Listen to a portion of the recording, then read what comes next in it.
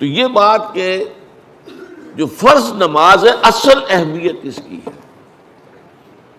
ہمارے ہاں عام طور پر مذہبی حلقوں میں اور خاص طور پر جو ذرا متصوفانہ انداز کے رنگ کے لوگ ہوتے ہیں وہ فرض کو تو بس ایسے ہی ادا کر لیتے ہیں کہ جیسے بس اس کی کوئی اہمیت نہیں ہے. بلکہ بعض لوگ وہ بھی ہیں کہ جو فرض کو ترک کر دیتے ہیں. نوافل پر سارا زور ہے، صرف رات کی نماز پر زور دیا جا رہا ہے.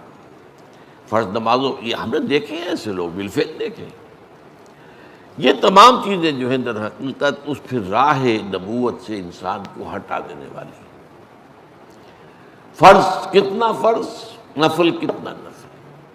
نوافل کے بارے میں جو ہے شریعت سے ثابت ہے، وہ تہجد بھی نافلۃ لک، حضور کے لیے تو لازم تھی، باقی کے لیے لازم نہیں ہے. جو قیام اللیل شروع میں تھا وہ لازم نہیں ہے. ہاں رمضان مبارک میں اس کی تشویق ہے، ترغیب ہے.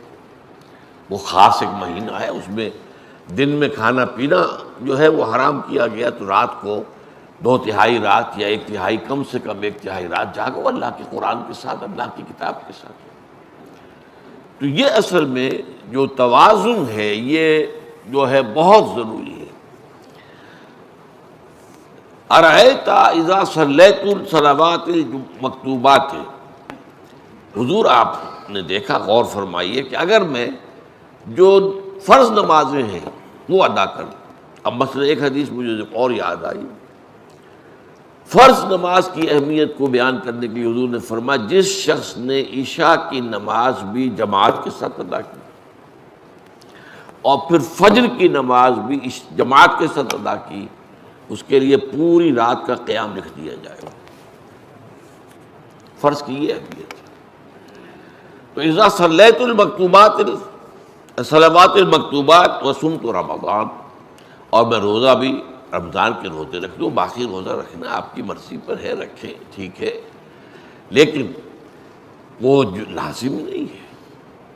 نجات کے لیے لازم جو بیس لائن ہے وہ جو عبادات فرض، اس کے بعد جتنا آدمی اضافہ کر سکے. حالات کو بھی دیکھیں، بعض حالات ایسے ہوں گے کہ اس میں اصل اہمیت جہاد کی ہو جائے گی، قتال کی ہو جائے گی.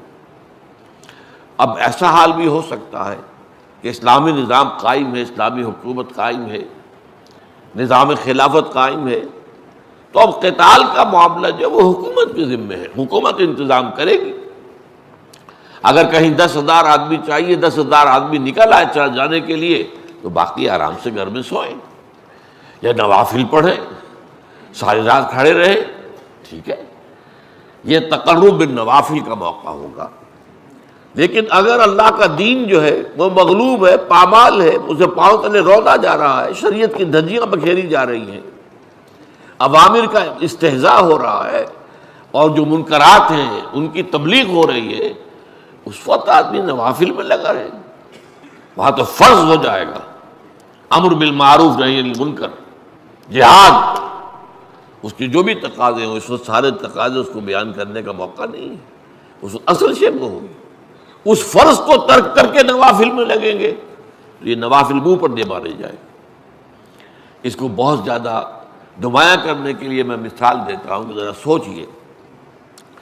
جب دامن احد میں معرکہ جاری تھا اور صحابہ کی جان پر بنی ہوئی تھی، خود حضور کی جان پر بنی ہوئی تھی، آپ کو معلوم ہے آپ زخمی ہوئے ہیں اور اتنا خون آپ کا بہہ گیا ہے کہ آپ بے ہوش ہو گئے ہیں، اور خبر اڑ گئی کہ آپ کا تو انتقال ہو گیا، شہید ہو گئے. اس وقت اگر کوئی شخص مسجد نبی میں بیٹھا ہوا درود کی تسبیح پڑھ رہا ہو، یا کوئی اور نوافل ادا کر رہا ہو، یا قرآن پڑھ رہا ہو، تو اس کے بارے میں کیا حکم آپ کا ہوگا؟ پکا منافق. حالانکہ کام تو وہ اچھے کر رہا ہے، درود کی کتنی فضیلت آئی ہے، اور نوافل ہے، یا قرآن کا پڑھنے کا ایک ایک حرف کا 10 نیکیوں کا ثواب ہے.